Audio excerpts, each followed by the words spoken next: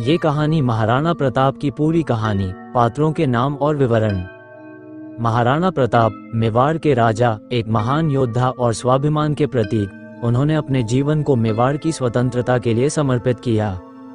उदय सिंह महाराणा प्रताप के पिता और मेवाड़ के पूर्व राजा, उन्होंने चित्तौड़गढ़ को अकबर के हाथों खो दिया। जयवंता बाई महाराणा प्रताप की माता, जिन्होंने उन्हें स्वतंत्रता और त्याग का महत्व सिखाया। भामा शाह महाराणा प्रताप के सहयोगी और मित्र, जिन्होंने संघर्ष के समय में आर्थिक सहायता प्रदान की। अकबर मुगल सम्राट, जो पूरे भारत को अपने साम्राज्य में सम्मिलित करना चाहता था। हकीम खासूर महाराणा प्रताप के सैन्य सलाहकार, जो उनकी सेना के महत्वपूर्ण सदस्य थे। चेतक महाराणा प्रताप का वफादार घोड़ा, जिसने हल्दी घाटी के युद्ध में उनकी जान बचाई। महाराणा प्रताप का जीवन परिचय। महाराणा प्रताप का जन्म 9 मई 1540 को कुंभलगढ़, मेवाड़ में हुआ। उनके पिता महाराणा उदय सिंह और माता रानी जयवंता बाई थीं। बचपन से ही प्रताप में अदम्य साहस और स्वाभिमान था। जब अकबर ने चित्तौड़गढ़ पर हमला किया तो उदय सिंह को मजबूरी में किला छोड़ना पड़ा। इसके बाद महाराणा प्रताप ने प्रतिज्ञा ली कि वे अपने राज्य की स्वतंत्रता के लिए जीवन भर संघर्ष करेंगे और मुगलों की अधीनता कभी स्वीकार नहीं करेंगे।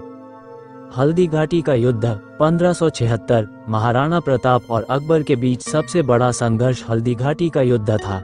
इस युद्ध में महाराणा प्रताप की सेना छोटी थी, लेकिन उनकी वीरता अतुलनीय थी। युद्ध में महाराणा प्रताप ने अपने घोड़े चेतक की मदद से जान बचाई।